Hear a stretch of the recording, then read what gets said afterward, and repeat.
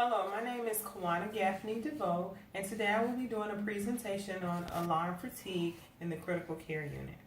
The objective of my presentation is to define alarm fatigue, recognize the risk factors associated with alarm fatigue, review evidence-based practice prevention guidelines, identify ways to decrease alarm fatigue, identify recommendations by creating an alarm management team, and identify factors by the Joint Commission.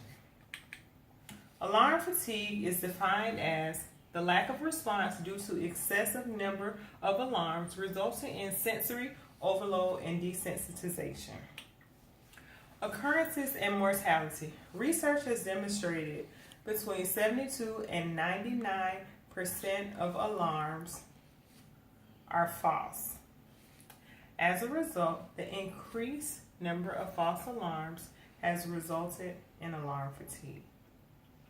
There also has been patient injuries and deaths associated with alarm fatigue.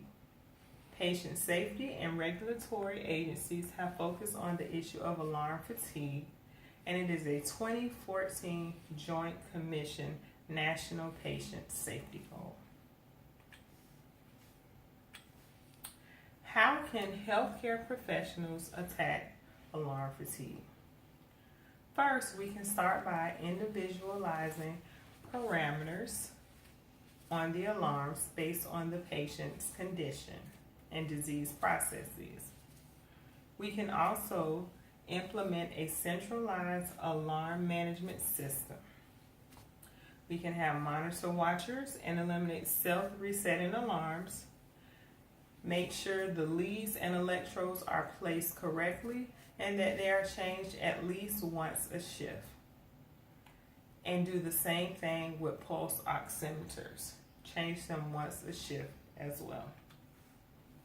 According to evidence-based clinical guidelines, requiring an order to initiate continuous pulse oximetry monitoring would be useful. Creating a policy containing specific indications warranting continuous pulse ox monitoring and individualizing alarm parameters based on patients' characteristics. Results from the study.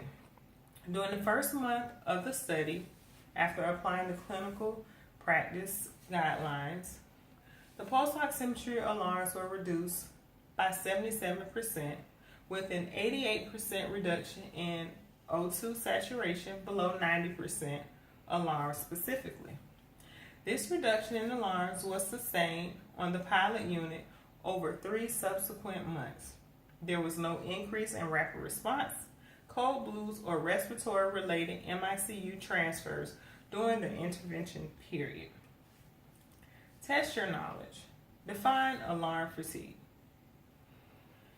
Is it A, sleeping during an alarm? B, the lack of response due to an excessive number of alarms resulting in sensory overload and desensitization? Or C, exhaustion due to excessive alarms? B. Another question.